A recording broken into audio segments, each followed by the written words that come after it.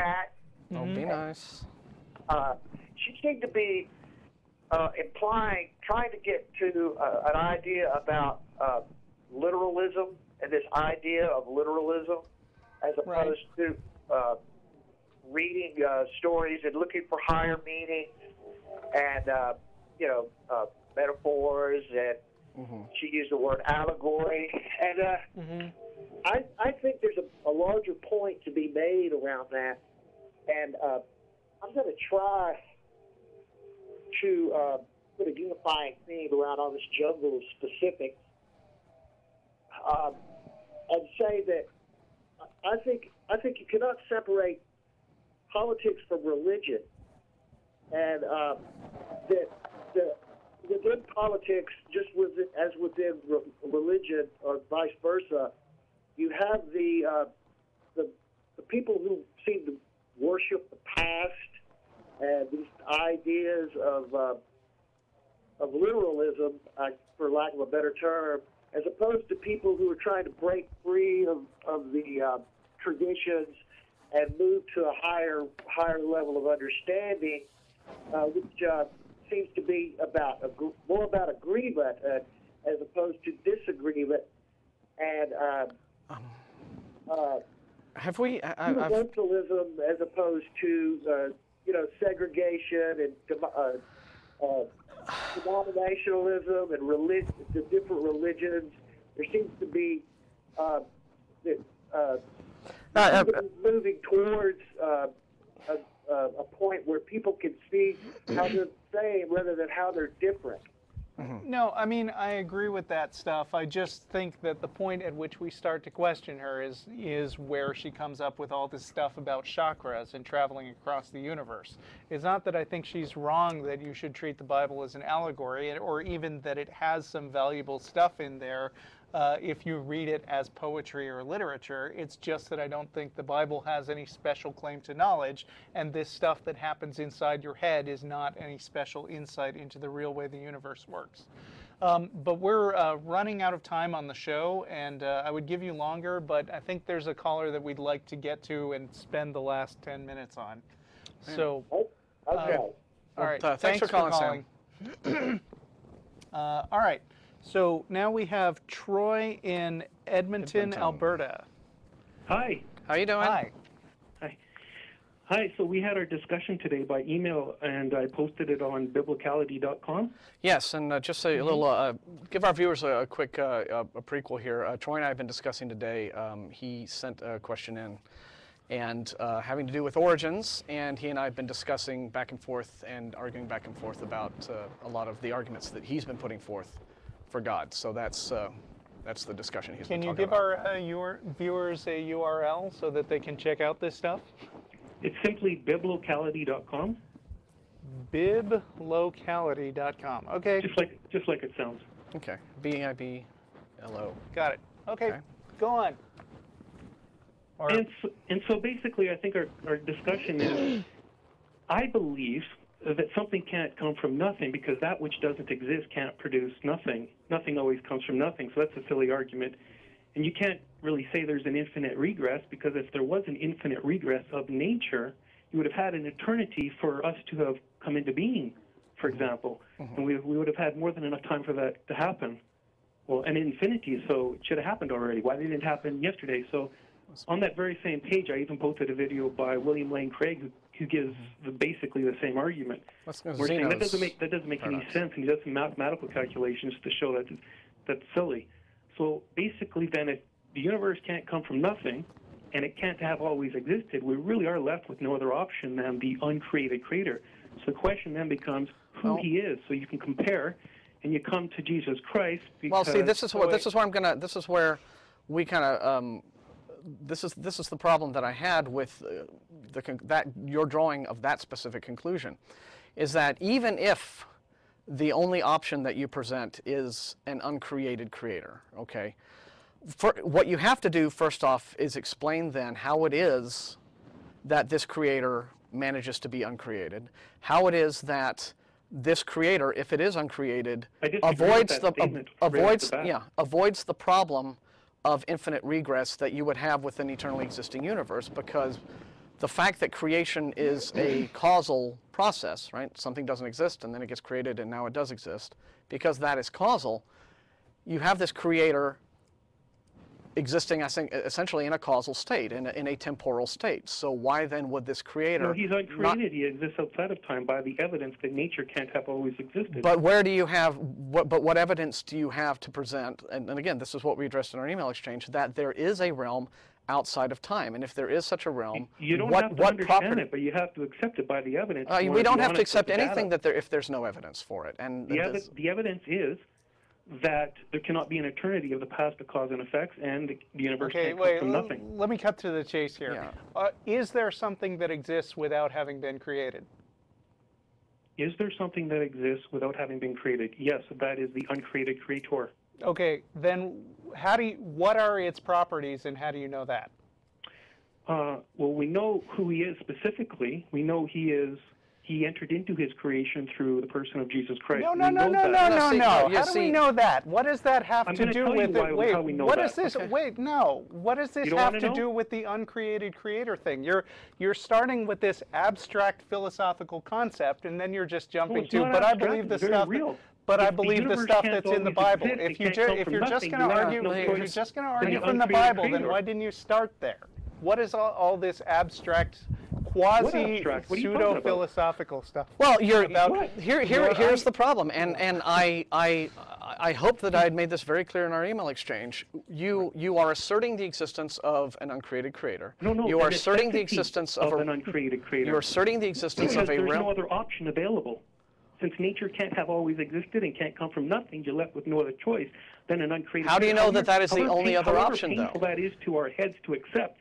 How do you know that that's the only other option? That's right. How do you know that that is a false dilemma? I'm asking you. How do you know that you are not committing the fallacy of the false dilemma? You have to present the false dilemma if there is one. I haven't heard any from you. The false dilemma that you're making is because in the natural universe thing you can't have infinite regress and you can't have something coming from nothing. Therefore, the only other possible option is not just an uncreated creator, not just any uncreated creator, but the uncreated creator that specifically happens to be the biblical God. And how do you know that? The biblical God is because you personally can't find a natural explanation for the origin of the disciples' belief. So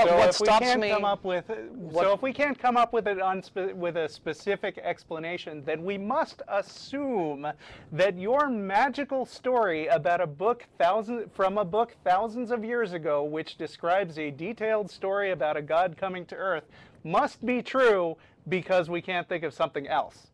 That's right. Okay. All right, and you don't understand why that's the argument from ignorance fallacy. And it shouldn't be that complicated because it's just a simple It's not that complicated. It's nonsense. You don't understand why that is the argument from ignorance fallacy. That's why you prove Jesus is God, and that's why you're actually leading people to Christ on your program, because they can see you can't come up with a naturalistic explanation. Awesome. When we point out that you're making a logical fallacy, that I hardly imagine that that's leading people to God, unless, like you, they don't understand what logical fallacies are. I pointed out a stream of logical fallacies that you've made. What you're doing is you're asserting a logical fallacy, but you haven't actually I'm not asserting a logical... The logical fallacy that you're making is a classic argument from ignorance, because you guys don't have a natural answer. My magical answer has to be right. Is a classical argument from ignorance, isn't it? Excuse me? No, it's not. You're asserting the existence of a magical God, and you're doing it on the basis that science can't come up with a natural answer. Here, that is a classic argument from ignorance.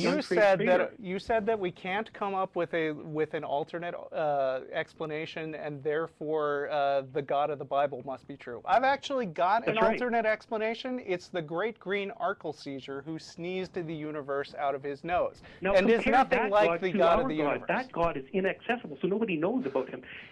Now we're going to a completely different argument. Okay, well, he's not inaccessible? Can I give you one sentence that is a sentence by the most famous lawyer of the 19th century? Appeal to authority. Just one quick sentence. You're just doling out the fallacies like a vending machine, Please let me read it to you. Sure. Every document apparently ancient coming from the proper repository or custody and bearing on its face no evident marks of forgery, the law presumes to be genuine and devolves on the opposing party the burden of proving to be otherwise. So are you saying that the greatest lawyer in history recognized spectral evidence in court, which was discounted during the Salem witch trials? All evidence is in play here. You can use anything you want. Okay, so that guy clearly didn't know much about American law. They say he produced the most jurisprudence of any lawyer. That may be true, but he still believed in stuff that people at the Salem witch trials were recognizing is invalid legal I don't know standards. anything about the Salem witch trials. I really don't Obviously, you care about don't know anything about very much, man. I mean, Troy, we've pointed out every single fallacy that you've brought out, and Name it is. one. I haven't heard one yet.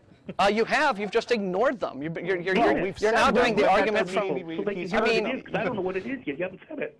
Yeah, I explained very clearly, and you know what? Hey, Over what is 1,000 it? of our Name it viewers now. heard me tell you what the argument from ignorance was that you were making. And if you're sitting here with your fingers in your ears going, nuh-uh, that's on you, man. Yeah. It's not your problem. I'm sorry, man. Look. I wished you'd called sooner. This could. I am going to post. Actually, not really. I am going to post On to the the blog exactly, and I'm going to quote him directly. Our viewers can decide for themselves whether or not Troy actually knows what he's talking about. But Okay. he is Anyway. just advancing a collection of fallacies. He does not appear to know the difference between what is real and what he is simply imagining, and he doesn't understand what proof is. Okay, He makes and that be our assertions and thinks they're show. proof. And goodbye, everyone. Thanks for and calling anyway, come Troy. to Thread Gills or we'll keel haul you. Bye. Hey, woo. We're out of time.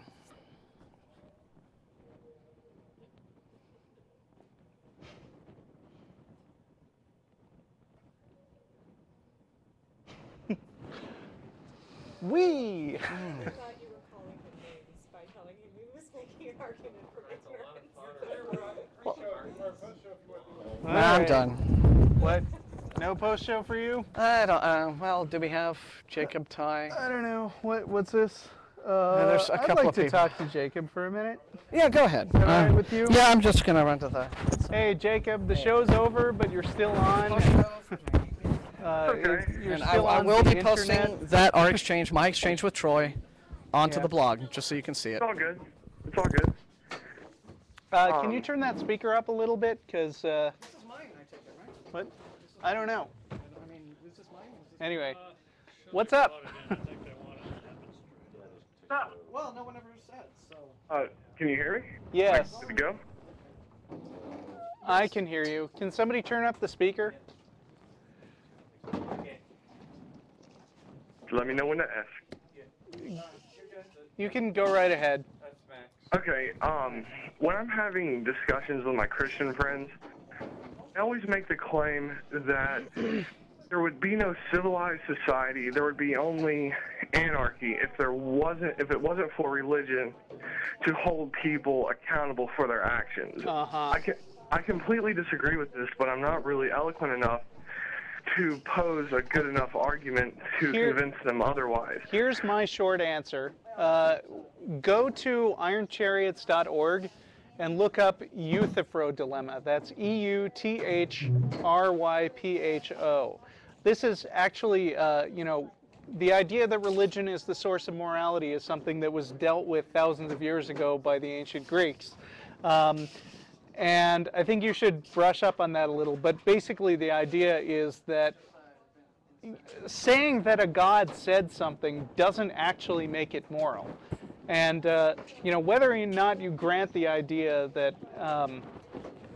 that morality is subjective, it doesn't become any less subjective by introducing a god. And in fact, you can point to specific things like, the church's support of slavery, crusades, stuff like that, that demonstrate. My thing isn't the source of morality. It's the fact that it is they say it is a set of rules to abide by, whether it's man-made or not. It's still a set of moral code to go by, and without it, we would have an uncivilized anarchist society. Right, except there are all these different religions that have a different concept of morality. And I mean, you're not really